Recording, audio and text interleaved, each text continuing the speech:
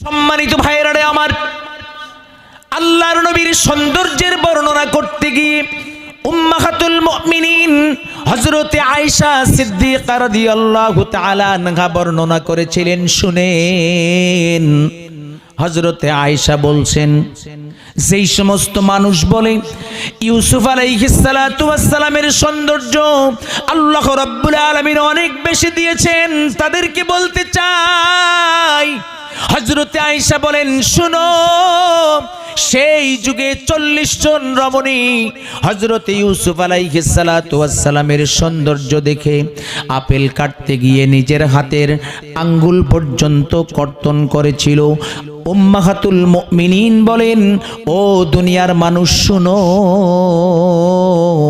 ওই 40 জন নারী যদি আজকে শেষ নবীর জামানায় থাকতো, আল্লাহর নবীর প্রিয়তমা পত্নী জানান দিলেন, শুনেন, হযরতে আয়েশা বলেন, ওই 40 জন নারী আজকের এই মুহাম্মদুর রাসূলুল্লাহ সাল্লাল্লাহু আলাইহি ওয়াসাল্লামের জামানায় যদি থাকতো, আর তাদেরকে আহ্বান করে যদি নবীর সামনে হাজির করা হতো, আর একটা করে আপেল, একটা করে ছুরি যদি তাদের হাতে অর্পণ করা হতো, অনুমতি দেওয়া হতো, আর নবীকে প্রেরণ করা হতো, এই 40 জন রমণী, যেই 40 জন নারী হযরতে ইউসুফ আলাইহিস সালাতু ওয়াস সালামকে দেখে নিজের আঙ্গুল কেটে ফেলেছিল, তারা যদি আমার নবীকে দেখতো, শুধুমাত্র হাতের আঙ্গুল নয়, বরং প্রত্যেকটা অঙ্গ কাটতে কাটতে ওই সমস্ত নারীরা কখন তাদের কলিজা কেটে ফেলতো এতটুকুন টের পেত না।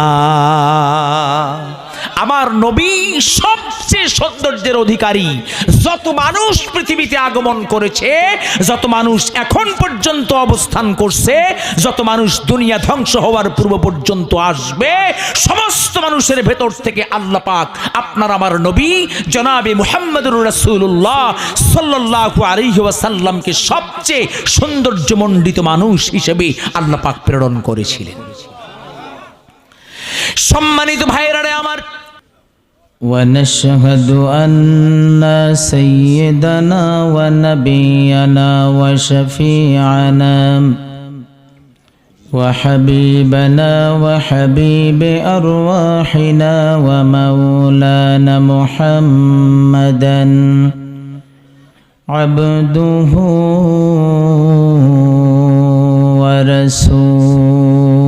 ورسوله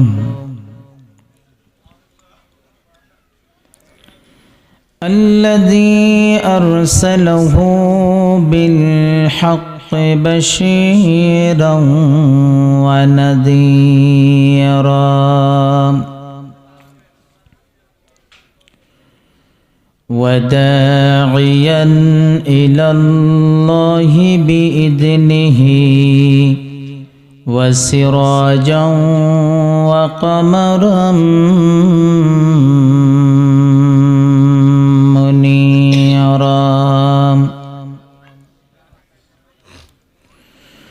أما بعد فقد قال الله تعالى في كلامه المجيد وفرقانه الحميد أعوذ بالله من الشيطان الرجيم بسم الله الرحمن الرحيم। তাহলে আল্লাহ পাক আমাদেরকে বানাইছেন কি জন্য? ইবাদত করার জন্য। তাহলে ইবাদত করার জন্য যেহেতু আল্লাহ আপনাকে আমাকে বানিয়েছেন, সুতরাং আমাদের কাজে হলো ইবাদত করা বা গোলামি করা। কি ভাই, ঠিক না? আমাদের কাজ কি? ইবাদত করা। আজকে যেই ইবাদত সম্পর্কে আয়াত তেলাওয়াত করা হয়েছে, আজকের আয়াতে যেই ইবাদতের কথা আল্লাহ পাক বলেছেন, সেই ইবাদতের নাম কি? বলেন, সেই ইবাদতের নাম কি? নামাজ। তাহলে আল্লাহ পাক শুধুমাত্র নামাজ নামক ইবাদত আপনাকে আমাকে দিয়েছেন, নাকি অন্য কোনো ইবাদতও আল্লাহ পাক আপনার আমার জন্য নির্ধারণ করেছেন? আরো অনেক গোলামি, অনেক ইবাদত আল্লাহ পাক আপনার আমার জন্য নির্ধারণ করেছেন। কিন্তু দেখেন, সবচেয়ে আশ্চর্যের বিষয়, যতগুলো গোলামি আল্লাহ পাক আপনাকে আমাকে দিয়েছেন, আমি যদি আজকে আপনাদেরকে জিজ্ঞেস করি, ভাই আল্লাহ পাক আমাদের জন্য কতগুলো গোলামি দিয়েছেন, আমরা উত্তর দেব নামাজ, উত্তর দেব রোজা, উত্তর দেব হজ, উত্তর দেব যাকাত, উত্তর দেব দান সাদকা, উত্তর দেব সহযোগিতা, ব্রিজ কালভার্ট তৈরি করে দেওয়া, উত্তর দেব অন্যের সহযোগিতা করা। কি ভাই, এর বাইরে আর কোনো ইবাদত আছে? আছে আছে আছে। কি আছে? কয় হুজুর আছে জানি না। হুজুর আছে কিন্তু জানি না। আসলে এতটুকুনের ভিতরে ইবাদত কিন্তু সীমাবদ্ধ নয়। গোলামি শব্দটা এতটুকুনের ভিতরে সীমাবদ্ধ নয়, বরং আমি মাঝে মাঝে আপনাদেরকে বোঝাবার জন্য বলি যে ইবাদত কোন জিনিসের নাম। আল্লাহ পাক যেগুলো করতে বান্দাকে আদেশ করেছেন সেগুলো করা, আর আল্লাহ পাক যেই কাজগুলো বান্দাকে করতে নিষেধ করেছেন সেগুলোর থেকে বিরত থাকার নামই হলো ইবাদত। আল্লাহ যা আদেশ করেছেন তা করতে হবে, আল্লাহ যা নিষেধ করেছেন সেগুলোর থেকে ফিরে থাকতে হবে, এটাই হলো ইবাদত। এই সমস্ত ইবাদতের ভিতরে, যেহেতু সময় কম, ইশারায় বুঝবেন, মানে বিস্তারিত আলোচনা আজকে করার সুযোগ নেই। আল্লাহ পাক যেই সমস্ত ইবাদত আপনাকে আমাকে দিয়েছেন, এই সমস্ত ইবাদতের ভিতরে সবচেয়ে দামি, সবচেয়ে মর্যাদাবান, সবচেয়ে পাওয়ারফুল, সবচেয়ে ইন্টেলিজেন্ট পাওয়ারওয়ালা ইবাদত, তার নাম কি? জোরে কোন, সবাই বলেন নামাজ। নামাজের চেয়ে পাওয়ারফুল ইবাদত এই আকাশের নিচে জমিনের উপরে আর কোনো ইবাদত নাই। আর কোনো ইবাদতের পাওয়ার আল্লাহ পাক দেন নাই। এই নামাজের এত পাওয়ার, এই জন্য আল্লাহ পাক কোরআনুল কারীমের মাধ্যমে বান্দা এবং বান্দিকে অবগত করালেন, ও আমার গোলাম শুনো, তোমরা তো নিজেকে মুমিন হিসেবে দাবি করো, তবে সফল মুমিন হলো তারা যারা ভয় এবং বিনয়ের সাথে 5 ওয়াক্ত নামাজ নিজের জীবনে প্রতিষ্ঠিত করতে পেরেছে। এই নামাজটা অনেক দামি, অনেক দামি। এই নামাজের দাম কেমন জানেন কি ভাই? নামাজের দাম কেমন জানেননি? জানেন? জানেন? জানি না। আল্লাহ যে বলেছেন পাওয়ারফুল, সব ইবাদতের ভিতরে সবচেয়ে পাওয়ারফুল ইবাদত হলো নামাজ। কি ভাই, ঠিক না? সবচেয়ে পাওয়ারফুল, ইন্টেলিজেন্ট পাওয়ারওয়ালা। কেমনে? আপনি কোরআনকে জিজ্ঞেস করেন, হাদিসকে জিজ্ঞেস করেন, যে নামাজের ভিতরে আল্লাহ এবং তার রাসূল সাল্লাল্লাহু আলাইহি ওয়াসাল্লাম কি পাওয়ার বর্ণনা করেছেন, যদি আপনি জিজ্ঞেস করেন পাবেন না? কি ভাই, পাবেন? এই নামাজের পাওয়ার কেমন? ওই দেখেন, আল্লাহ পাক পবিত্র কোরআনুল কারীমের মাধ্যমে 5 ওয়াক্ত সালাতের, 5 ওয়াক্ত নামাজের পাওয়ার বর্ণনা করেছেন। আল্লাহ রাব্বুল আলামিন বলেন, ইন্নাস সালাতা তানহা আনিল ফাহশাই ওয়াল মুনকার। কে বলছেন? আস্তে কোন, আরো আস্তে কোন। ভাই আপনাদের কষ্ট হচ্ছে মনে হয়। আল্লাহ বলতেছে নামাজের পাওয়ার কি, পাওয়ারটা আল্লাহ পাক দিয়েছেন এই নামাজের ভিতরে, আমরা বুঝি না ভাই। যদি বুঝতাম না, যদি বুঝতাম, যিনি পাওয়ার দিয়েছেন তেনাকে যদি চিনতাম। পাওয়ার দিয়েছেন কে? আল্লাহ দিয়েছেন। যদি আমরা আল্লাহকে চিনতে পারতাম তাহলে এই ইবাদতের পাওয়ারও বুঝতে পারতাম, সেই পাওয়ার বুঝে ওই ইবাদত করার জন্য আমরা পাগল পাড়া হয়ে যেতাম। আসলে আমরা আল্লাহকে চিনি না। তো আল্লাহ যে আমাদেরকে আদেশ করেছেন, আমরা আল্লাহকে চিনি না। আজকে টাকা চিনি, এই জন্য টাকার পিছনে পাগলের মতো ছুটি। কি ভাই ঠিক না? টাকা চিনি কারণেই টাকার পিছনে আমরা পাগলের মতো কি করি? ছুটে চলি। একজন মেম্বার পদপ্রার্থী মেম্বারি পদটাকে চেনে, এই জন্য ঠকার পরেও বারবার নির্বাচনে অংশগ্রহণ করে। একজন চেয়ারম্যান চেয়ারম্যানই পদটাকে ভালো করে চেনে এবং জানে, যেই কারণে দেখবেন 5, 7, 10 বার হেরে যাওয়ার পরেও নির্বাচনে অংশ নেয়। অথচ আমরা আল্লাহকে চিনি না, যে কারণে আমরা আল্লাহর আদেশ মানতে আমরা নারাজ, মানতে চাই না, ভালো লাগে না। ভালো না লাগার পিছনে একটাই মাত্র কারণ, সেটা হলো আল্লাহর সঙ্গে আমার সেই সম্পর্ক নাই। আর সম্পর্ক না থাকার পিছনে মূল যেটা কারণ, সেটা হলো আমি আমার রবকে চিনি না। সেই রব আপনাকে আমাকে, যেহেতু মসজিদের মাহফিল, এই জন্য কিন্তু এই আয়াত আমি তেলাওয়াত করেছি, যাতে করে আপনারা এখান থেকে কমপক্ষে ইবাদত, যেই মসজিদের যেই ইবাদত, এই ইবাদত সম্পর্কে কিছু না কিছু নিয়ে যেতে পারেন।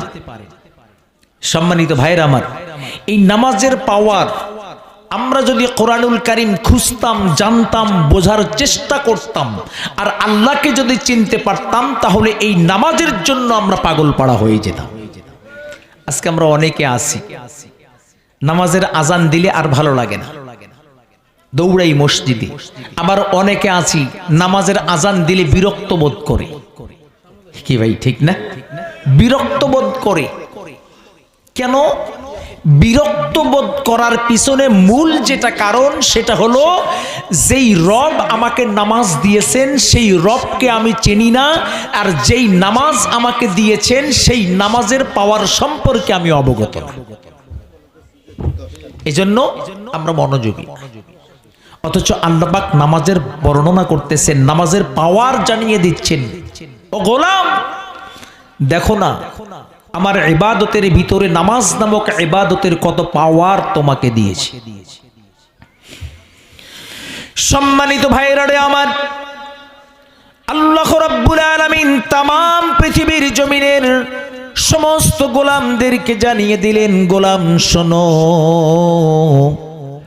আমি আল্লাহ রাব্বুল আলামিন তোমাদেরকে যে নামাজ নামক গোলামি দিলাম, এই নামাজের ভিতরে আমি আল্লাহ রাব্বুল আলামিন এত বেশি পাওয়ার দিয়েছি, এত বেশি পাওয়ার দিয়েছি রে আমার গোলাম, অন্য কোন গোলামির ভিতরে আমি আল্লাহ রাব্বুল আলামিন এমন পাওয়ার দেই নাই, ইন্টেলিজেন্ট পাওয়ার ওয়ালা বানাই নাই। শুধুমাত্র নামাজ নামক গোলামি, যেই নামাজ নামক গোলামির মাধ্যমে একজন মানুষ নিজেকে পাওয়ারফুল বানাতে পারে। জোরে বলেন সুবহানাল্লাহ। আল্লাহ রাব্বুল আলামিন বলেন, বান্দারে শুনো, আমি আল্লাহ রাব্বুল আলামিন তোমাদেরকে যেই নামাজ নামক গোলামি দান করেছি রে আমার গোলাম, এই নামাজ নামক গোলামি কোনো ব্যক্তি যদি, কোনো বান্দা কিংবা বান্দি যদি নামাজ নামক গোলামি ভয়ের সাথে, বিনয়ের সাথে এই নামাজ নামক গোলামি যদি আদায় করতে পারে, আল্লাহ রাব্বুল আলামিন বলেছেন, বান্দারে শোনো, এই নামাজ নামক গোলামি ওই নামাজিকে দুনিয়ার যাবতীয় পাপাচার এবং দুরাচার থেকে হেফাজত করবে। জোরে বলেন সুবহানাল্লাহ। নামাজ নামক গোলামিটা এমন একটা গোলামি, যদি সহি শুদ্ধভাবে তারতিল সহকারে সঠিকভাবে নিয়মানুবর্তিতার সাথে নামাজ আদায় করতে পারে, যে আদায় করতে পারবে ওই নামাজকে দুনিয়ার সামান্যতম একটা পাপ তাকে স্পর্শ করতে পারবে না। এটা ওয়াদা কার? জোরে বলেন কার? আল্লাহর ওয়াদা। আল্লাহ নিজে ওয়াদা করেছে যে নামাজ কতটা পাওয়ারফুল। গোলাম দেখো না, একটু চিন্তা করে নামাজ কত পাওয়ারফুল, আমি আল্লাহ পাক এই নামাজের ভিতরে কত পাওয়ার দিয়েছি। সম্মানিত ভাইয়েরা রে আমার, নামাজের পাওয়ার আর কেমন? শুধুমাত্র কি আল্লাহ পাক কেমন পাওয়ার দিয়েছে রে আল্লাহর গোলাম? না, এতটুকুন পাওয়ার শুধুমাত্র আল্লাহ রাব্বুল আলামিন দেন নাই। নামাজের পাওয়ার সম্পর্কে আল্লাহ যেমন বর্ণনা করেছেন, ঠিক তেমনি আল্লাহর নবী জনাবে মুহাম্মদুর রাসূলুল্লাহ সাল্লাল্লাহু আলাইহি ওয়াসাল্লাম নামাজের পাওয়ার বর্ণনা করেছেন। জোরে বলেন সুবহানাল্লাহ। আল্লাহর নবীর সাহাবীরা নবীজিকে জিজ্ঞেস করলেন, ইয়া রাসূলুল্লাহ, আল্লাহ রাব্বুল আলামিনের সঙ্গে যে আপনি সাক্ষাৎ করেছিলেন মেরাজের রজনীতে, আপনি তো আল্লাহর নিকট থেকে একেবারে নিকটবর্তী অবস্থান করতেছিলেন, আপনি তো আল্লাহর একেবারে কাছাকাছি গিয়ে পাশাপাশি বসে আপনি তো আল্লাহর সঙ্গে গল্প গুজবে লিপ্ত হয়েছিলেন। আল্লাহর নবীর সাহাবীরা বলেন, ইয়া রাসূলুল্লাহ, আমরা আপনার উম্মত, আর যুগে যুগে আপনার এতিম উম্মতেরা পৃথিবীতে আগমন করবে। আল্লাহর নবীর সাহাবীরা বলেন, ইয়া রাসূলুল্লাহ, আপনি যেমন আল্লাহর নিকট থেকে নিকটবর্তী হয়েছেন, আপনার উম্মতেরা কি তাদের রবের নিকট থেকে নিকটবর্তী হতে পারবে না? আল্লাহর নবী বলেন, শুনো, অবশ্যই আমার উম্মতেরা যুগে যুগে দুনিয়া ধ্বংস হওয়ার পূর্ব পর্যন্ত যত উম্মত এই পার্থিব জগতের ভিতরে আগমন করবে, আমার উম্মতেরাও আল্লাহর নিকট থেকে নিকটবর্তী হতে পারবে। আল্লাহর নবী জবাব দিয়েছেন, কিন্তু আল্লাহর নবীর সাহাবীরা আর এরপরে জবাব শুনে আবার প্রশ্ন করবেন। আল্লাহ রাব্বুল আলামিন জানেন এবার ভিন্ন প্রশ্ন আসবে, এই জন্য এই জবাবটা দেওয়ার সঙ্গে সঙ্গে আল্লাহ পাক ওহীর মাধ্যমে তার হাবিবকে জানিয়ে দিলেন। আল্লাহর নবীর সাহাবীরা জিজ্ঞেস করলেন, ইয়া রাসূলুল্লাহ, তাহলে কেমনে করে বান্দা আল্লাহর নিকটবর্তী হতে পারবে? আল্লাহ রাব্বুল আলামিনের হাবিব বলেন, শুনো, আমার উম্মতেরা, আল্লাহর ওই সমস্ত বান্দারা আল্লাহ রাব্বুল আলামিনের নিকট থেকে কেমনে নিকটবর্তী যাবে শোনো।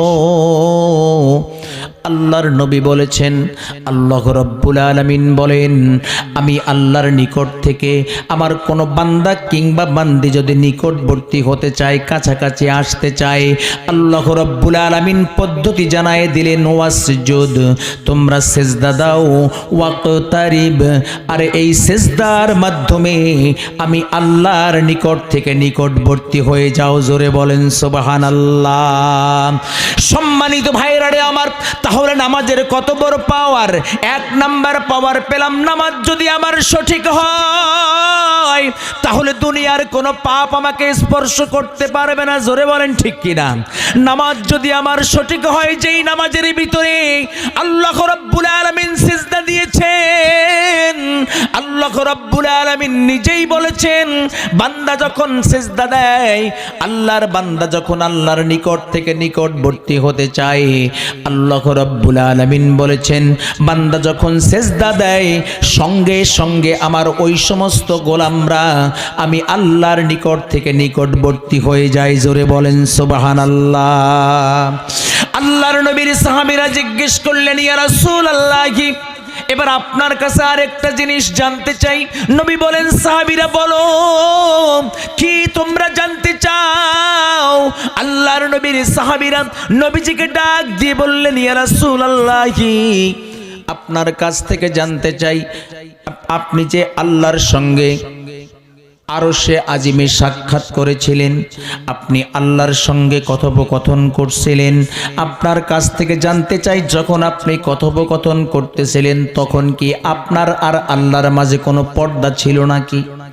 আল্লাহর নবী বলেন, শোনো, আমি যখন আল্লাহর সঙ্গে সাক্ষাৎ করেছি মাঝখানে কোনো রকম পর্দা ছিল না, পর্দা ছাড়াই আমি আল্লাহর সাথে সরাসরি কথা বলেছি।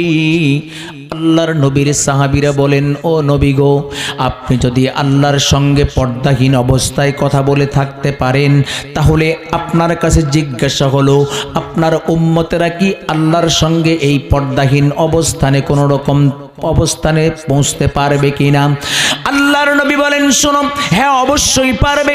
তার কারণ হলো এই নামাজ, যেই নামাজকে আল্লাহ পাক ইন্টেলিজেন্ট পাওয়ার দিয়েছে রে আল্লাহর গোলাম, যেই নামাজের মাধ্যমে একজন নামাজি দুনিয়ার পাপ থেকে মুক্ত থাকতে পারে, যেই নামাজের মাধ্যমে বান্দা আল্লাহর নিকট থেকে নিকটবর্তী হতে পারে, আল্লাহর নবী বলেছেন সেই নামাজের ভিতরে আল্লাহ রাব্বুল আলামিন প্রত্যেকটা রাকাতে 2টা করে সেজদা দিয়েছেন। আর আল্লাহ পাক এই সেজদার এত বেশি দাম দিয়েছেন, সেজদার এত বেশি দাম। আল্লাহর নবী বলেন শোনো, আল্লাহর বান্দা যখন সেজদা দেওয়ার জন্য কপাল নামক কলমটা জমিনের মধ্যে ঠেকায়া দেয়, আল্লাহর নবী বলেন সাহাবীরা শোনো, আল্লাহর কোন বান্দা এবং বান্দি যখন কপাল নামক কলমটা জমিন নামক কাগজের উপরে রাইখা দৈনন্দিন 5 বার আল্লাহর সামনে দস্তখত দিয়ে আল্লাহ রাব্বুল আলামিনকে ডাক দিয়ে বলেন, মালিক আমি তোমার গোলাম, এই গোলামির নমুনা, গোলামির হাজিরা দৈনন্দিন 5 বার তোমার সামনে দিলাম। আল্লাহর নবী বলেন এই যে সেজদার মাধ্যমে দস্তখত করলো, আল্লাহকে ডাক দিয়ে বলল, মালিক আমি তোমার নগণ্য একজন গোলাম। আল্লাহর নবী বলেছেন শুনো, এই দস্তখত করার কারণে বান্দা যখন কপাল নামক এই কপালটা যখন সেজদায় লুটিয়ে দেয়, তার মানে জমিনের মধ্যে যেন বান্দা সেজদা দিল না। আল্লাহর নবী বলেন জমিনের মধ্যে নয়, আল্লাহর বান্দা যখন এই কপালটা জমিনে ঠেকায়া দেয়, আল্লাহ রাব্বুল আলামিনের কুদরতি কদমে যেন ঠেকায়া দিল। আল্লাহর নবী বলেন সেজদা দেওয়ার সঙ্গে সঙ্গে আল্লাহ এবং ওই সেজদা করনেওয়ালা বান্দার মাঝে কোনো পর্দা থাকে না। জোরে বলেন সুবহানাল্লাহ। তাহলে প্রথম যেই পাওয়ারটা কি? ইন্নাস সালাতা তানহা আনিল ফাহশাই ওয়াল মুনকার। নিশ্চয়ই নামাজ এমন একটা গোলামি, যেই গোলামি ওই নামাজকে দুনিয়ার যাবতীয় পাপাচার এবং দুরাচার থেকে হেফাজত রাখে। 2 নাম্বার কি পাইলাম? যে নামাজটা এমন একটা ইবাদত, আল্লাহ বলেছেন ও বান্দা তোমরা যদি আমি আল্লাহর নিকট থেকে নিকটবর্তী হতে চাও তো সেজদা দাও, সেজদার মাধ্যমে আমি আল্লাহর নিকট থেকে একেবারে নিকটবর্তী চলে আসো। সুবহানাল্লাহ। 3 নাম্বার, আল্লাহর নবী বলেছেন বান্দা যখন সেজদা দেয়, আল্লাহর কুদরতি কদমে কপালটা ঠেকায়া দেয়, ঠেকায়া দেওয়ার সঙ্গে সঙ্গে আল্লাহ এবং ওই বান্দার মাঝে কোনো রকম পর্দা থাকে না, মনে হয় সরাসরি আল্লাহ এবং বান্দা একাকার হয়ে যায়। সম্মানিত ভাইরা আমার, শুধুমাত্র এতটুকু নয়, একটিবারের জন্য চিন্তা করে দেখুন তো নামাজ আর কি দেয়, নামাজের কত বড় পাওয়ার। এই নামাজ নামক গোলামি এত বেশি পাওয়ার আল্লাহ রাব্বুল আলামিন নামাজের ভিতরে দিয়েছেন। যেই নামাজ একজন নামাজিকে সময়ের জ্ঞান শিক্ষা দেয়। জোরে বলেন ঠিক কিনা? কোন সময় কি করতে হবে, নামাজের কারণে একটা মানুষ সুনির্দিষ্ট সময়ের ভিতরে সব কিছু করতে পারে। জোরে বলেন ঠিক কিনা? আল্লাহ রাব্বুল আলামিন যেই নামাজ দিয়েছেন, সম্মানিত ভাইরা আমার শুনেন, আল্লাহ রাব্বুল আলামিন যেই নামাজ আপনাকে আমাকে দিলেন, এই নামাজ এমন একটা পাঞ্চুয়ালিটির শিক্ষা দেয়। এই নামাজ ধনী আর গরিবের মাঝের ব্যবধান দূর করে দেয়। এই নামাজ কিন্তু উঁচু নিচুর ব্যবধান দূর করে দেয়। এই নামাজ কিন্তু কে সাদা, কে কালো, কে ফর্সা, কে শ্যামা, এই সমস্ত ভেদাভেদ দূর করে দেয়। জোরে বলেন ঠিক কিনা?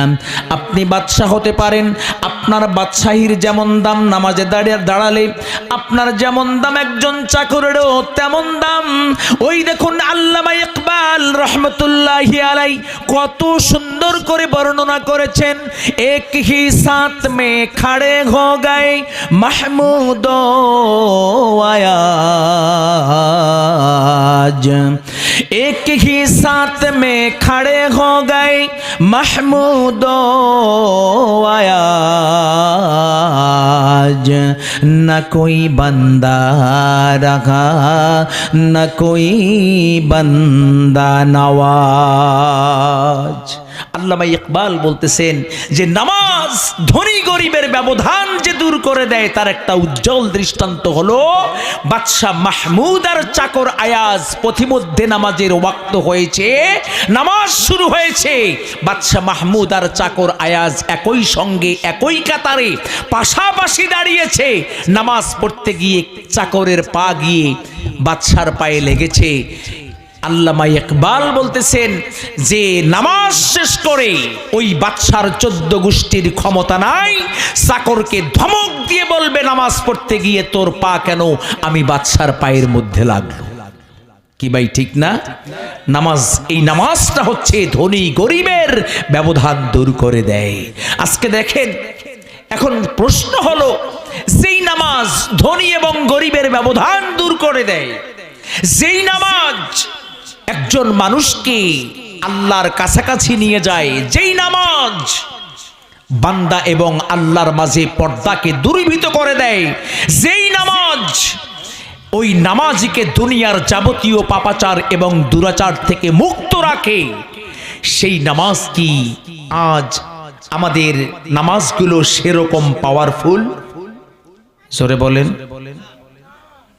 আপনাদের কয়েকজনের মনে হয় পাওয়ারফুল না, আর সবার নামাজ পাওয়ারফুল। আমাদের নামাজ অনেক বড় পাওয়ারফুল। দেখেন আমাদের নামাজের পাওয়ার কেমন। আল্লাহ পাক বলতেছেন কোরআনুল কারীমের মধ্যে যে ইন্নাস সালাতা তানহা আনিল ফাহশাই ওয়াল মুনকার। কি ভাই ঠিক না? অথচ আল্লাহ বলতেছেন কি যে নিশ্চয়ই নামাজ নামক গোলামি নামাজিকে দুনিয়ার যাবতীয় পাপাচার এবং দুরাচার থেকে হেফাজত করে। অথচ আজকে আমরা নামাজও পড়তেছি, মিথ্যার প্রতিযোগিতাও করতেছি, আমরা নামাজও পড়তেছি, চুরি ডাকাতি করতেছি, আমরা নামাজও পড়তেছি, টেন্ডারবাজি করতেছি, আমরা নামাজও পড়তেছি, জেনা ব্যভিচারে লিপ্ত হচ্ছি, আমরা নামাজও পড়তেছি, মদের আড্ডাখানায় যাচ্ছি, আমরা নামাজও পড়তেছি, সুদের কারবার করতেছি, আমরা নামাজও পড়তেছি, ঘুষের কারবার করতেছি, আমরা নামাজও পড়তেছি, বিভিন্ন রকম পাপে নিজেকে জড়িয়ে রেখেছি। আল্লাহ বলতেছেন নামাজ তোমাকে পাপ থেকে মুক্ত রাখবে, আর আমরা বাস্তব চিত্রে দেখতেছি নামাজ আমাকে পাপ চড়িয়ে রেখেছে। কে ভাই, কি আল্লাহর কথা যেটা তার উল্টা না? আপনাদের এলাকায় নাও হইতে পারে, বিভিন্ন এলাকায়, আমাদের এলাকায় এরকম আছে। নামাজও পড়ে আবার কি করে, গোনাও করে। অথচ আল্লাহ বলতেছেন নামাজ নামাজিকে সমস্ত রকম ছোট্ট একটা গোনাও যদি সঠিকভাবে একজন নামাজি নামাজ আদায় করে, ছোট্ট একটা গোনাও তাকে স্পর্শ করবে না। আল্লাহর ওয়াদা। ওয়াদা কার? আল্লাহর ওয়াদা। অথচ আজকে আল্লাহর ওয়াদা বাস্তব চিত্রে আমরা পাই না। কেন পাই না জানেন? কি ভাই জানেননি? আল্লাহ যে ওয়াদা করছেন, যেই নামাজ দিয়ে আমরা পাপ মুক্ত থাকবো, যেই নামাজ দিয়ে আমরা আল্লাহর নিকট থেকে নিকটবর্তী হব, যেই নামাজ দিয়ে আমরা আল্লাহ এবং আমার মাঝের পর্দাকে সরায়ে দেব, যেই নামাজের মাধ্যমে আমরা ধনী গরিব ভেদাভেদ ভুলে একই কাতারে কাঁধে কাঁধ মিলিয়ে ইবাদত করব, সেই নামাজ, ওই নামাজ আমার হচ্ছে না কেন? ওই নামাজ কেন হচ্ছে না? কখনো কি চিন্তা করেছিলেন? কি ভাই বলেন না, একটু মুখ খুলে বলেন। কখনো চিন্তা করছিলেন আসলে কি আমার নামাজ হয় কি হয় না? আমার নামাজের পাওয়ার আছে না নাই? আমার নামাজ পাওয়ারফুল কিনা? আমার নামাজের ভিতরে ইন্টেলিজেন্ট পাওয়ার আছে কিনা? চিন্তা করছি? করি নাই। কেন করি নাই? ওই যে নামাজ পড়া লাগে, না পড়লে প্রেস্টিজ কনসার্ন হওয়া লাগে, যাই একটু সেজদা ঠাকটুক একটু সেজদা দেই, তারপরে চলে আসি, যাতে করে এলাকার লোক বলতে না পারে যে অমুক লোকটা নামাজ না পড়ে। বোঝেন নাই নাকি? বোঝেন নাই? তাহলে আল্লাহর ওয়াদা, আমাদের নামাজের পাওয়ার সম্পর্কে আল্লাহ পাকের ওয়াদা আর আমাদের বাস্তব চিত্রের নামাজ এক না আলাদা? এক না আলাদা? আলাদা। আলাদা হওয়ার পিছনে কারণ কি? আজকের আমাদের আবিষ্কার হলো এটাই যেই নামাজ নামক গোলামি আপনার আমার জন্য দিয়েছেন, দেখেন এই নামাজ কিয়ামতের ময়দানে আমি কি করছি দুনিয়াতে, আমার বয়স যখন প্রাপ্ত হয়েছে, যখন আমার আমলনামা লেখা শুরু হয়েছে, তখন থেকে শুরু করে মালাকুল মউত আসার পূর্ব পর্যন্ত আমার এই দুনিয়ার জিন্দেগিতে যা করেছি, কিয়ামতের ময়দানে আল্লাহ হিসাব নেবেন কি নেবেন না? জোরে বলেন। মান ইয়ামাল মিসকালা যাররাতিন খায়রান ইয়ারাহ ওয়া মান ইয়ামাল মিসকালা যাররাতিন শাররান ইয়ারাহ। কিঞ্চিত পরিমাণ গুনাহ করে থাকলেও এটার হিসাব আল্লাহ পাক নেবেন, প্রতিদান দেবেন। কিঞ্চিত পরিমাণ নেক কাজ করলেও কিয়ামতের ময়দানে আল্লাহ হিসাব নেবেন এবং এর প্রতিদান দেবেন। তাহলে দেখেন কিয়ামতের ময়দানে আল্লাহ যে আপনাকে আমাকে উঠাবেন, এই উঠানোর পিছনে মূল যেটা কারণ, দুনিয়াতে আমি কি অর্জন করেছিলাম আমার সামনে আল্লাহ পাক প্রদর্শন করায় প্রত্যেকটা কর্মের হিসাব গ্রহণ করবেন। বুঝেন নাই? কিন্তু আল্লাহ রাসূল সাল্লাল্লাহু আলাইহি সাল্লাম কি বলেছেন জানেন? قال رسول الله صلى الله عليه وسلم اول ما يحاسب به العبد يوم القيامه الصلاه। কিয়ামতের ময়দানে বান্দা দুনিয়াতে যত কিছু করেছে এগুলোর হিসাব আগে আল্লাহ পাক নেবেন না। সর্বপ্রথম আল্লাহ পাক বান্দার কাছে কিয়ামতের দিন যেই হিসাব গ্রহণ করবেন সেটা হলো নামাজের হিসাব। যেই নামাজটা হচ্ছে দুনিয়ার জিন্দেগিতে সবচেয়ে আপনার আমার জন্য পাওয়ারফুল ইবাদত, যেই পাওয়ারফুল ইবাদতের পাওয়ার আজকে আমাদের ইবাদতের ভিতরে নাই, জিরো পাওয়ার। জোরে বলেন ঠিক কি না? আমাদের নামাজের পাওয়ার হলো কি? জিরো পাওয়ার, কোনো আলো নাই। এই যে আমাদের নামাজের পাওয়ার নাই, কেন আমার নামাজের পাওয়ার নাই? এই আবিষ্কারটা আমাদেরকে করতে হবে। এই আবিষ্কার করে আমাদের নামাজের সংশোধন নিয়ে আসতে হবে। কোন নামাজ পড়লে আল্লাহ খুশি হবেন, আল্লাহ কবুল করবেন, কোন নামাজের মাধ্যমে আল্লাহর রাসূল খুশি হবেন, কিয়ামতের ময়দানে আমাদের জন্য সুপারিশ করবেন। এটা আমাদের আবিষ্কার থাকা উচিত কি ভাই? ঠিক কিনা? তাহলে এখন আসেন, প্রথম আবিষ্কার, আমার নামাজ কেন নামাজ হয় না? আমার নামাজ কেন নামাজ হয় না? ওই নামাজ হয় না, অথচ আল্লাহ রাসূল সাল্লাল্লাহু আলাইহি সাল্লাম বলেছেন সল্লু কামা রাআইতুমুনি উসাল্লি, তোমরা নামাজ আদায় করো সেভাবে যেভাবে নামাজ আদায় করতে দেখেছো আমি নবীকে। জোরে বলেন ঠিক কিনা? তাহলে নবীর নামাজ আমার নামাজের সঙ্গে কোনো মিল নাই। ওই নামাজ যদি আমার হতো তাহলে 100% আমার নামাজ দুনিয়ার পাপ থেকে আমাকে মুক্ত রাখতো। নবীর নামাজের মতো আমার নামাজ যদি হতো তাহলে ওই নামাজের সেজদার মাধ্যমে আমি আল্লাহর নিকট থেকে নিকটবর্তী যেতে পারতাম। ওই নবীর নামাজের মতো আমার নামাজ যদি হতো তাহলে অবশ্যই যখন আমি সেজদা দিতাম আল্লাহ এবং আমার মাঝে বিন্দু পরিমাণ পর্দা থাকতো না। আমার নামাজ হচ্ছে না, আমার নামাজ হচ্ছে না। কেন হচ্ছে না? প্রথম আবিষ্কার, এক নাম্বার আবিষ্কার, আমরা যখন নামাজে দাঁড়াই নামাজের ভিতরে আমাদের মহব্বত নাই। জোরে বলেন, আরো আস্তে কোন। আমরা যখন নামাজে দাঁড়াই নামাজের ভিতরে আমাদের কোনো মহব্বত নাই। কেমনে মহব্বত নাই একটু এক্সাম্পল দেই, কষ্ট হচ্ছে নাকি? কেমনে আমাদের মহব্বত নাই, আমাদের খুশু খুজু নাই, যেই কারণে নামাজের আমাদের পাওয়ার নাই। নবীর নামাজ কেমন ছিল, সাহাবায়ে কেরাম আজমাইনদের নামাজ কেমন ছিল, কোন নামাজ আমাদেরকে পড়তে হবে, খুশু খুজু নাই কেন?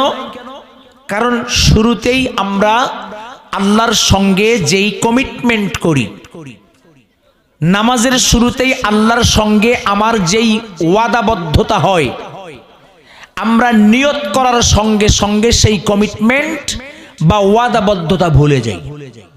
বলেন তো এক নাম্বার কি? আল্লাহর সঙ্গে অঙ্গীকার করে পরক্ষণেই আমরা কি করি? ভুলে যাই। আচ্ছা ভাই, নামাজের শুরুতে আমি আমার রবের সঙ্গে কি কমিটমেন্ট করলাম এটা কি জানি? জানবো কেমনে? আমার তো জানার সময় নাই। বর্তমান তো আবার স্মার্ট যুগ।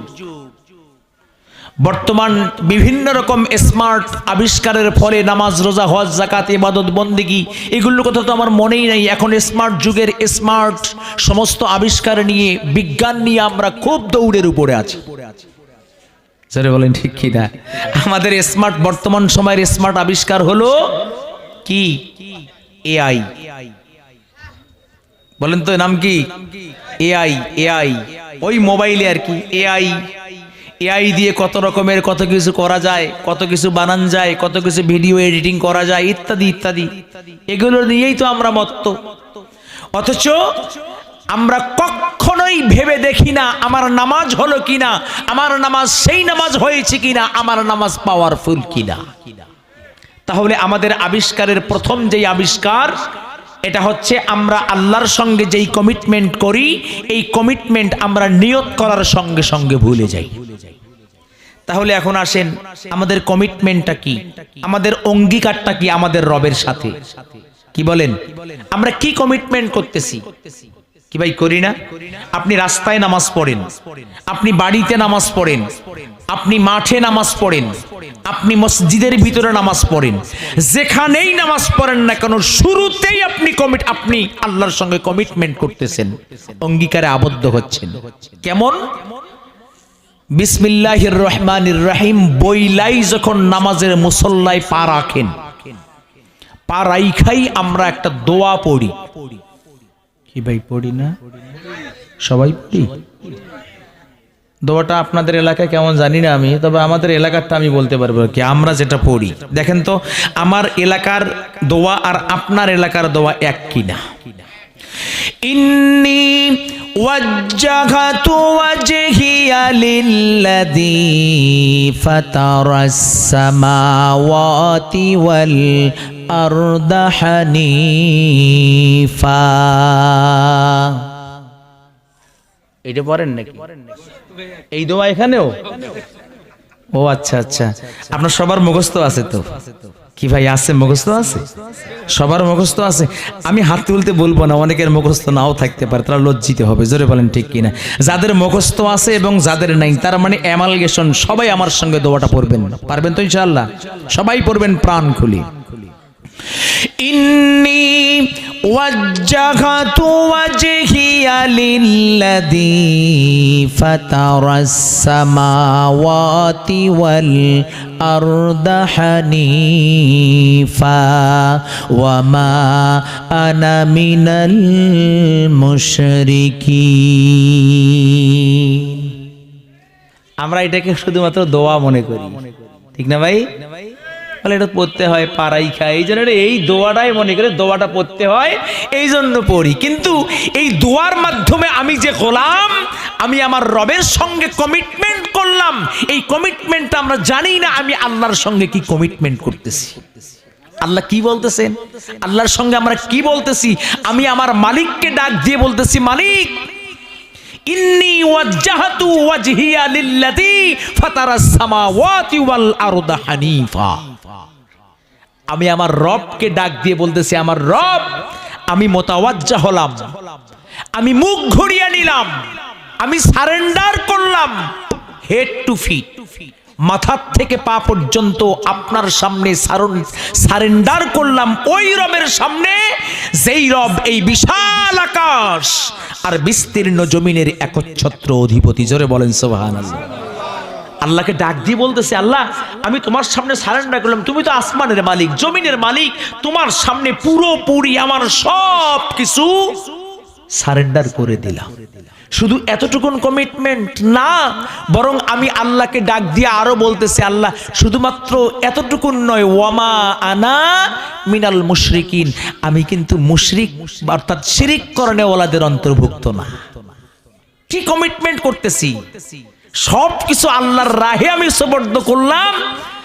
আর আমি যখন মাগরিবের নামাজ পড়ার জন্য নাগেশ্বরী কেন্দ্রীয় মসজিদে ঢুকছি, বুঝেন নাই? নাগেশ্বরী কেন্দ্রীয় মসজিদে যখন ঢুকছি, বাজার মসজিদে মাগরিব পড়তে, কোন নামাজ?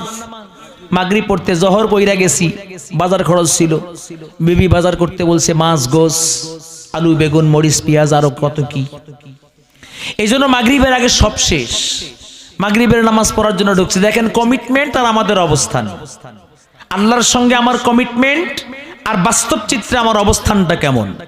বাজার খরচ কইরা মাগরিবের নামাজ পড়ার জন্য মসজিদে ঢুকছি, ঢুইকাই আমি বিসমিল্লাহ বইলা দোয়াটা পড়লাম, ইন্নী ওয়াজ্জাহাতু আল আখির।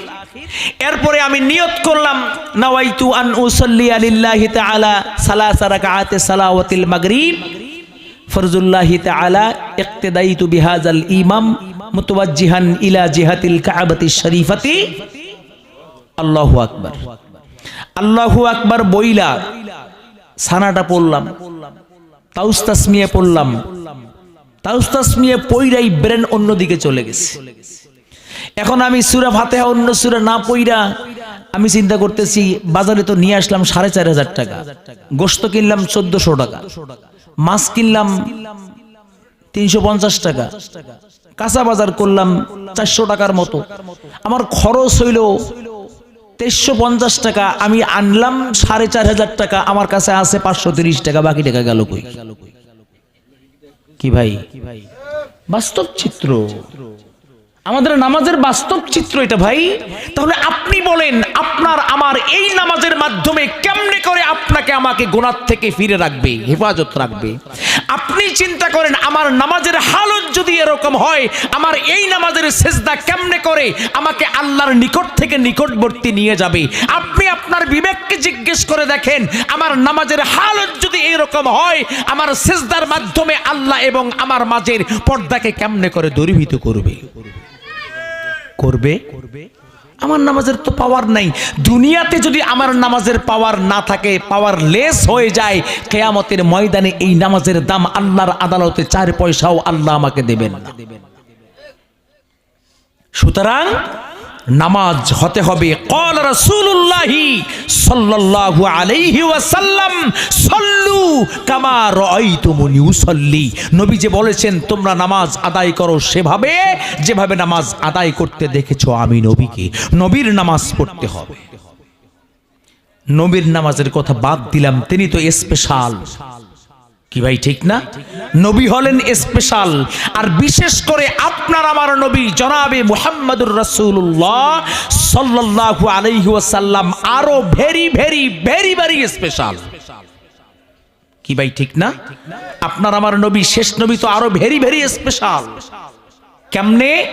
তিনি হলেন আশরাফুল আম্বিয়া, তিনি হলেন সাইয়্যিদুল মুরসালিন, তিনি হলেন শাফিউল মুজনিবিন, তিনি হচ্ছেন রাহমাতাল লিল আলামিন, সাইয়্যিদুল কাউনাইন, আশরাফুল আম্বিয়া। যত নবী এবং রাসূলকে আল্লাহ পাক প্রেরণ করেছেন সবচেয়ে বেশি শ্রেষ্ঠত্ব দিয়েছেন আপনার আমার নবী জনাবে মুহাম্মদুর রাসূলুল্লাহ সাল্লাল্লাহু আলাইহি ওয়াসাল্লাম। সবচেয়ে সৌন্দর্য বেশি দিয়েছেন আপনার আমার নবীকে। আমরা কিন্তু অনেকে জানি কি জানেন? কষ্ট হচ্ছে না তো? আমরা অনেকে জানি কি জানি যে আল্লাহ পাক যত নবী রাসূলকে দুনিয়াতে পাঠাইছেন সবচেয়ে সৌন্দর্যের অধিকারী ছিল হযরত ইউসুফ আলাইহিস সালাম। কি ভাই ঠিক না? সবচেয়ে সুন্দর মানুষ কে? হযরত ইউসুফ আলাইহিস সালাতু ওয়াস সালাম। কিন্তু ভাই আমাদের এই ধারণাটা কিন্তু সম্পূর্ণ ভুল। আমাদের ধারণাটা কি? সম্পূর্ণ ভুল। আল্লাহ পাক যখন যেই জামানায় যেই নবীকে প্রেরণ করেছেন সেই জামানার সমস্ত মানুষদের সে সৌন্দর্যবান বানিয়েছেন। আদম আলাইহিস সালাতু ওয়াস সালামের জামানার সৌন্দর্যপূর্ণ মানুষ। মুসা আলাইহিস সালাতু ওয়াস সালাম সেই জামানার সবচেয়ে সৌন্দর্যমণ্ডিত মানুষ। ঈসা সেই জামানার সমস্ত মানুষদের মধ্য থেকে সৌন্দর্যপূর্ণ মানুষ। ইউসুফ আলাইহিস সালাতু ওয়াস সালামও তার যুগের সমস্ত মানুষের চাইতে সৌন্দর্যমণ্ডিত মানুষ। কিন্তু আমার নবীর যুগের নাকি? তাহলে শুনেন আমার নবী কেমন।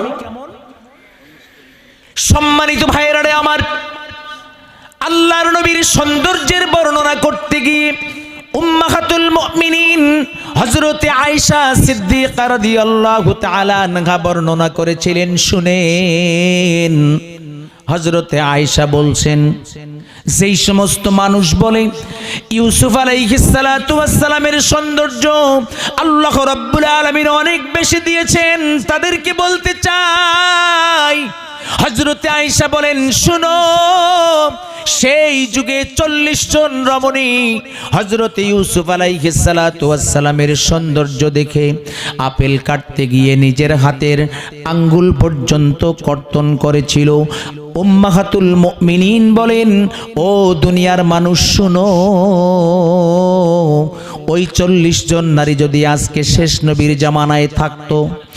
আল্লাহর নবীর প্রিয়তমা পত্নী জানান দিলেন, শুনেন, হযরতে আয়েশা বলেন, ওই 40 জন নারী আজকের এই মুহাম্মাদুর রাসূলুল্লাহ সাল্লাল্লাহু আলাইহি ওয়াসাল্লামের জামানায় যদি থাকতো, আর তাদেরকে আহ্বান করে যদি নবীর সামনে হাজির করা হতো, আর একটা করে আপেল, একটা করে ছুরি যদি তাদের হাতে অর্পণ করা হতো, অনুমতি দেওয়া হতো, আর নবীকে প্রেরণ করা হতো, এই 40 জন রমণী, যেই 40 জন নারী হযরতে ইউসুফ আলাইহিস সালাতু ওয়াস সালামকে দেখে নিজের আঙ্গুল কেটে ফেলেছিল, তারা যদি আমার নবীকে দেখতো, শুধুমাত্র হাতের আঙ্গুল নয়, বরং প্রত্যেকটা অঙ্গ কাটতে কাটতে ওই সমস্ত নারীরা কখন তাদের কলিজা কেটে ফেলতো এতটুকুন টের পেত না। আমার নবী সবচেয়ে সৌন্দর্যের অধিকারী। যত মানুষ পৃথিবীতে আগমন করেছে, যত মানুষ এখন পর্যন্ত অবস্থান করছে, যত মানুষ দুনিয়া ধ্বংস হওয়ার পূর্ব পর্যন্ত আসবে, সমস্ত মানুষের ভেতর থেকে আল্লাহ পাক আপনার আমার নবী জনাবে মুহাম্মদুর রাসূলুল্লাহ সাল্লাল্লাহু আলাইহি ওয়াসাল্লামকে সবচেয়ে সৌন্দর্যমণ্ডিত মানুষ হিসেবে আল্লাহ পাক প্রেরণ করেছিলেন। সম্মানিত ভাইরা আমার, সেই সরকার দু আলম জনাবি মুহাম্মদুর রাসূলুল্লাহ সাল্লাল্লাহু আলাইহি ওয়াসাল্লামের নামাজের কথা বাদ দিলাম, নবীর পরে যত মানুষ পৃথিবীতে আগমন করেছে, দেখেন নবীর একজন সাহাবী, তার কেমন দাম দেওয়া হয়েছে। আল্লাহর নবী বলেন, হযরতে আদম আলাইহিস সালাতু ওয়াস সালাম থেকে এখন পর্যন্ত, দুনিয়া ধ্বংস হওয়ার পূর্ব পর্যন্ত যত মানুষ পৃথিবীতে এসেছে, আছে, আসবে, সমস্ত মানুষদের মধ্য থেকে নবী এবং রাসূলদেরকে আলাদা করার পর যত মানুষ থাকবে, সমস্ত মানুষের ভিতরে সর্বশ্রেষ্ঠ মানুষ হলো আল্লাহর নবীর সাহাবী সিদ্দিক আকবর হযরতে আবু বকর সিদ্দিক রাদিয়াল্লাহু তাআলা আনহু। তার নামাজের দৃশ্যটাও বাদ দিয়ে দিলাম। আল্লাহর নবীর জবান থেকে 10 জন সাহাবী আল আশারায়ে মুবাশশিরা, 10 জন জান্নাতের শুভ সংবাদ প্রাপ্ত সাহাবীদের মধ্য থেকে অন্যতম একজন সাহাবী, যার নাম হলো হযরতে আলী রাদিয়াল্লাহু তাআলা আনহু। তার নামাজ কেমন ছিল জানেন? আর আপনার আমার নামাজটা কেমন, একটু পার্থক্য নিরূপণ করে দেখেন। হযরতে আলী রাদিয়াল্লাহু তাআলা আনহু কেমনে করে নামাজ পড়েছিলেন, হযরতে আলী রাদিয়াল্লাহু তাআলা আনহুর নামাজের ভিতরে কেমন মহব্বত ছিল রে আল্লাহর গোলাম। যখনই হযরতে আলী নামাজের জন্য দাঁড়িয়ে যেতেন, আল্লাহর সঙ্গে কেমন নিগুড় সম্পর্ক তৈরি হয়ে যেত। আজকে আমরা কিন্তু চিন্তা করি না, এই জন্য আমার নামাজ পাওয়ারফুল হয় না, এই জন্য আমার নামাজ আমাকে দুনিয়ার জিন্দেগিতে পাপ থেকে মুক্ত রাখতে পারে না, এই জন্য আমার নামাজ আল্লাহর নিকট থেকে নিকটবর্তী নিয়ে যেতে পারে না। এই কারণে আমার নামাজের সিজদা আল্লাহ এবং আমার মাঝের পর্দাকে সরায়ে দেয় না।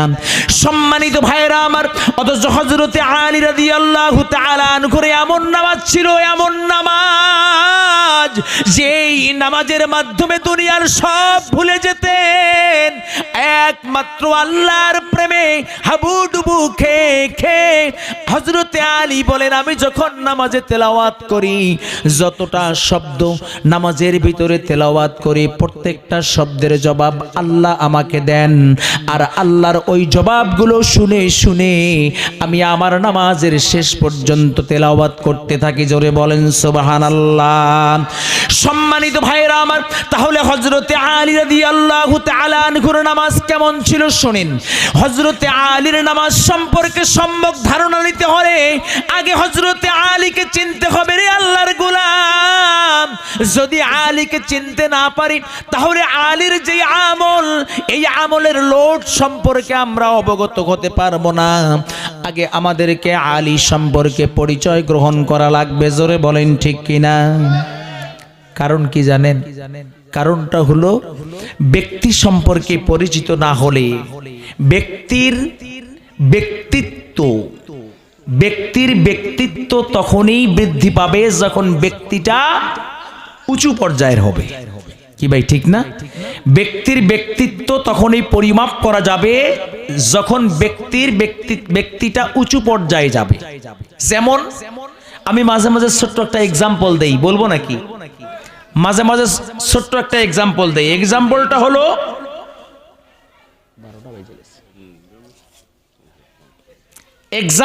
হলো কি যে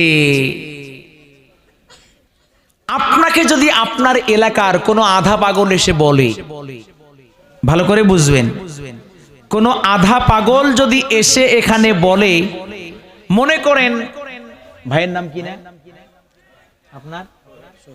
সোহেল ভাই। সোহেল ভাই মানে আজকের মাহফিলের প্রধান মেহমান সোহেল ভাই আমার বাম পাশে আছে। এই আপনাদের অঞ্চলের একজন আধা পাগল লোক যদি এসে সোহেল ভাইকে বলে যে সোহেল ভাই কালকে সকালে আমার সঙ্গে একটু দেখা কইরেন, আপনার জন্য একটা উপহার আছে, সোহেল ভাই কি বিশ্বাস করবে? বলেন বলেন ভাই বলেন, বিশ্বাস করবে? কেন?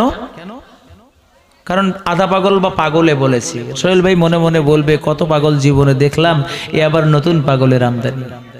কিন্তু আপনার এলাকার একজন চেয়ারম্যান যদি সোহেল ভাইকে এসে বলে যে সোহেল ভাই কাল সকালে দেখা কইরেন, আপনার জন্য একটা উপহার আছে, দাম কমছে না বাড়ছে? বলেন বলেন, মূল্যায়ন বাড়ছে কি বাড়ে নাই? বাড়লো কেন? আগে যেটা বলছে এটা হলো পাগল বা আধা পাগল, পরে যেটা বলছে এটা হলো চেয়ারম্যান। আপনার এই অঞ্চলের এই আসনের এমপি যদি একই কথা সোহেল ভাইকে বলে যে সোহেল ভাই কাল সকালে একটু দেখা কইরেন, আপনার জন্য একটা উপহার আছে, চেয়ারম্যানের কথার চেয়ে এমপির কথার দাম বেশি মূল্যায়ন করবে না কম? বেশি। এই একই কথা যদি আমাদের বর্তমান বাংলাদেশের প্রধান উপদেষ্টা ডক্টর মোহাম্মদ ইউনূস সোহেল ভাইকে ফোন করে বলে সোহেল ভাই কালকে সকালে ঢাকায় একটু আইসেন, আপনার জন্য একটা উপহার আছে, আমি সোহেল ভাইয়ের কথা বাদ দিলাম, আমারে যদি ফোন করে কয় এই বাকি রাতটা যে কেমনে করে যাবে আমি নিজে কইতে পারবো না। আমি মাঝে মাঝে বলবো যে কতক্ষণে রাতটা শেষ হবে, কতক্ষণে প্রধান উপদেষ্টার সাথে সাক্ষাৎ করতে পারবো। কি ভাই ঠিক না? তাহলে দেখা গেল ব্যক্তির উপরে ব্যক্তিত্ব নির্ভর করে, ব্যক্তির উপরে কথার লোড নির্ভর করে, ব্যক্তির উপরে ব্যক্তির আমল নির্ভর করে। জোরে বলেন ঠিক না? আমাদের নামাজ তো নামাজ হয় না, যেই নামাজের পাওয়ার আজকে নাই, যেই নামাজের মাধ্যমে আল্লাহর কাছাকাছি যাওয়া যায় না, যেই নামাজের সিজদার মাধ্যমে আমি আর আল্লাহর মাঝের পর্দা সরে না। কারণ নামাজের ভিতরে প্রথম যেই আবিষ্কার, নামাজের ভিতরে মহব্বত আমার নাই। আল্লাহর সঙ্গে যেই কমিটমেন্ট করা হয় ওই কমিটমেন্ট রক্ষা করতে পারি না। অথচ দেখেন হযরতে আলী রাদিয়াল্লাহু তাআলা আনহু কমিটমেন্ট করেছেন রবের সাথে, আর কিভাবে খুশু আর খুজুর সাথে নামাজ আদায় করেছেন। তার নামাজের দৃশ্য জানতে হলে আগে তাকে চিনতে হবে। জোরে বলেন ঠিক কিনা? আলীকে। সম্মানিত ভাইরা রে আমার, হযরতে আলী রাদিয়াল্লাহু তাআলা আনহুর পরিচয় নেন, শুনেন হযরতে আলী কেমন মানুষ ছিলেন। হযরতে আলীকে আল্লাহ রাব্বুল আলামিন ইসলামের জন্য আসাদুল্লাহিল গালিব, আল্লাহ রাব্বুল আলামিন তারে ইসলামের জন্য বাগ বানায়া প্রেরণ করেছেন। হযরতে আলী রাদিয়াল্লাহু তাআলা আনহুকে ভালো করে চিনেন। হযরতে আলী হলো আল্লাহর নবী জনাবে মুহাম্মদুর রাসূলুল্লাহ সাল্লাল্লাহু আলাইহি ওয়াসাল্লামের আপন চাচাতো ভাই হযরতে আলী। হযরতে আলী রে চেনেন। হযরতে আলী রাদিয়াল্লাহু তাআলা আনহু আল্লাহর নবীর কলিজার টুকরা মা ফাতেমা খাতুনে জান্নাত, জান্নাতের সমস্ত সরদারিনী, সমস্ত রমণীদের সরদারিনী যিনি হবেন সেই ফাতেমার স্বামী হযরতে আলী। আল হাসান ওয়াল হুসাইন রাদিয়াল্লাহু তাআলা আনহুমা সাইয়্যিদা শাবাবি আহলিল জান্নাত। হযরতে আলীর চিনেন। হযরতে আলী হলো আল হাসান ওয়াল হুসাইন, হযরতে হাসান হুসাইন রাদিয়াল্লাহু তাআলা আনহুমার বাবা। যেই হাসান আর হুসাইন রাদিয়াল্লাহু তাআলা আনহুমা জান্নাতের সমস্ত নওজওয়ানদের সরদার হবেন, সেই দুই ভাইয়ের বাবা হযরতে আলী। শুধুমাত্র এতটুকুন পরিচয় নয়, হযরতে আলী রাদিয়াল্লাহু তাআলা আনহুকে আল্লাহ রাব্বুল আলামিন এত শক্তিশালী বানিয়েছিলেন। হযরতে আলী রাদিয়াল্লাহু তাআলা আনহুকে আল্লাহ রাব্বুল আলামিন ইসলামের জন্য এমন এক হাতিয়ার হিসেবে প্রেরণ করেছেন। একদিন তো একটা এক্সাম্পল দেই, আল্লাহর নবী সাহাবায়ে কেরামদের সামনে উপস্থাপন করেছিলেন, তোমাদের মধ্যে এমন কে আছো? আল্লাহর নবী বলছেন, তোমাদের মধ্যে এমন কে আছো দাঁড়াও। ইতিপূর্বে আমি কামুজ দুর্গ জয় করবার জন্য মুনাফিকদের বিরুদ্ধে যুদ্ধ করবার জন্য সাহাবীকে প্রেরণ করেছিলাম। সম্মানিত ভাইরা রে আমার, আল্লাহর নবী বলতেছেন, কেউ তো কামুজ দুর্গ ছিনিয়ে আনতে পারে নাই। তোমাদের মাঝখান থেকে আমি একজন শক্তিশালী বীর পুরুষ দেখতে চাই, যে মুনাফিকদের হাত থেকে কামুজ দুর্গ জয় করে বিজয়ের মালা পরে আমি সরকারে দো আলম জনাবে মুহাম্মদুর রাসূলুল্লাহ সাল্লাল্লাহু আলাইহি ওয়াসাল্লামের কদম মোবারকে হাজির হতে পারবে। আল্লাহর নবীর কথা বলা শেষ হয় নাই, শুধুমাত্র তিনি আহ্বান করেছেন, ঘোষণা দিয়েছেন, জবান থেকে কথা বলা শেষ হয় নাই। হযরতে আলী রাদিয়াল্লাহু তাআলা আনহু বীর বিক্রমে হাত তুলে দাঁড়িয়ে গেছেন। আল্লাহর নবীকে ডাক দিয়ে বললেন, ইয়া রাসূলুল্লাহ লাব্বাইকা ইয়া সাদাইক, হে আল্লাহর রাসূল আমি হাজির। আল্লাহর নবী সামনে তাকিয়ে দেখেন কেউ দাঁড়ায় নাই, হযরতে আলী দাঁড়িয়েছেন। তখন তো হযরতে আলী সবে মাত্র যৌবনে পদার্পণ করেছেন, এখন পর্যন্ত টকবগে যুবক, বয়স খুব কম। আল্লাহর নবী হযরতে আলীকে ডাক দিয়ে বললেন, ধমক দিয়ে বললেন, আলী তুমি বসে পড়ো, তুমি ছোট্ট মানুষ, পারবা না, তোমার দরকার নাই, তুমি বসে পড়ো। হযরতে আলী রাদিয়াল্লাহু তাআলা আনহু জায়গায় বসে পড়লেন। আল্লাহর নবী দ্বিতীয়বার ঘোষণা করলেন, তোমাদের মধ্যে কে আছো যে মুনাফিকদের হাত থেকে কামুজ দুর্গ ছিনিয়ে নিয়ে আসতে পারবে? দ্বিতীয়বারেও হযরতে আলী রাদিয়াল্লাহু তাআলা আনহু দাঁড়িয়ে গেলেন। আল্লাহর নবীকে বললেন, লাব্বাইকা ইয়া সাদাইক, হে আল্লাহর রাসূল আমি হাজির। আল্লাহর নবী এবার কঠিন করে একটু ধমক দিলেন। আল্লাহর নবী বললেন, আলী তো আমি তোমার না বলছিলাম তুমি পারবে না, তুমি দাঁড়াইছো কেন? বসো, খামোশ হয়ে যাও, জায়গায় বসে পড়ো। হযরতে আলী রাদিয়াল্লাহু তাআলা আনহু বসে পড়লেন। শেষবারের মতো আল্লাহর নবী জনাবে মুহাম্মদুর রাসূলুল্লাহ সাল্লাল্লাহু আলাইহি ওয়াসাল্লাম ঘোষণা করলেন, ও আমার সাহাবীরা, তোমাদের মধ্যে কেমন রয়েছে যে বীর বিক্রমে মুনাফিকদের সঙ্গে লড়াই করে কামুজ দুর্গ ছিনিয়ে নিয়ে আসতে পারবে? আল্লাহর নবীর ঘোষণা শেষ হওয়ার সঙ্গে সঙ্গে আল্লাহর নবীর কোনো সাহাবী দাঁড়ান নাই। শেষবারের মতো হযরতে আলী রাদিয়াল্লাহু তাআলা আনহু দাঁড়িয়ে আল্লাহর নবীকে বলতেছেন, লাব্বাইকা ইয়া সাদাইক, হে আল্লাহর রাসূল আমি হাজির। আল্লাহর নবীর সাহাবী যখন দাঁড়িয়েছেন, আল্লাহর নবী তাকিয়ে দেখলেন শেষবারের মতো হযরতে আলী রাদিয়াল্লাহু তাআলা আনহু দাঁড়ায় গেছেন। আল্লাহর নবী এবার ধমক দিলেন না, হযরতে আলীকে রাগ করলেন না, মুস্কি একটা হাসি দিয়ে আল্লাহর নবী হযরতে আলীকে ডাক দিয়ে বললেন, আলী তুমি কি পারবানি এই মুনাফিকদের সঙ্গে লড়াই করে কামুজ দুর্গ ছিনিয়ে নিয়ে তুমি কি আমার কদম মোবারকের সামনে হাজির হতে পারবেনি? আল্লাহর নবী ডাক দিয়ে বললেন, আলী শোনো, তার কারণ হলো তুমি তো পারবা না। কারণ হলো আল্লাহ রাব্বুল আলামিন মুনাফিকদের শরীরের ভিতরে এত শক্তি দিয়েছেন। আল্লাহ রাব্বুল আলামিন 1000 সৈনিকের শক্তি মুনাফিকদের ভিতরে দিয়েছেন, তুমি কি পারবা?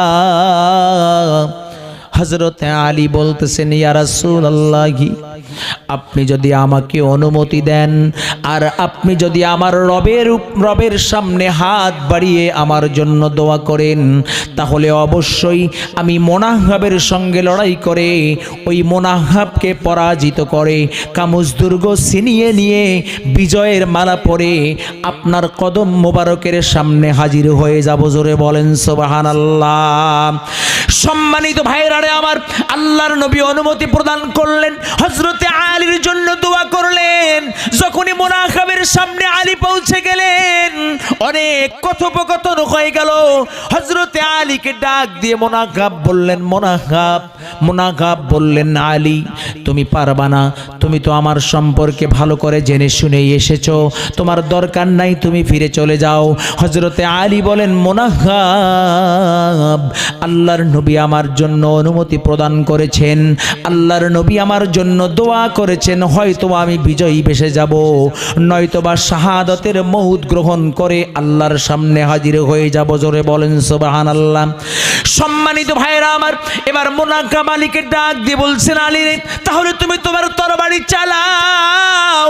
হযরতে আলী বলেন, মোনাহাব তুমি মুসলমানকে চেনো নাই, মুসলমান এমনে এমনে নিরপরাধ ব্যক্তির উপরে হাত উঠায় না। মোনাহাবকে ডাক দিয়ে বললেন, মোনাহাব শোনো, মুসলমান যখন আক্রান্ত হয়ে যায় তাহলে প্রতিঘাত করে, তার আগে করে না। এবার মোনাহাবকে ডাক দিয়ে বললেন, তুমি চালাও। শেষ পর্যন্ত মোনাহাবের 100 উপরে শতাধিক রণকৌশল ছিল, সমস্ত রণকৌশল দিয়ে আঘাত করার চেষ্টা করেছেন। হযরতে আলীর শরীরের একটা পশম পর্যন্ত নাড়াবার সুযোগ পান নাই।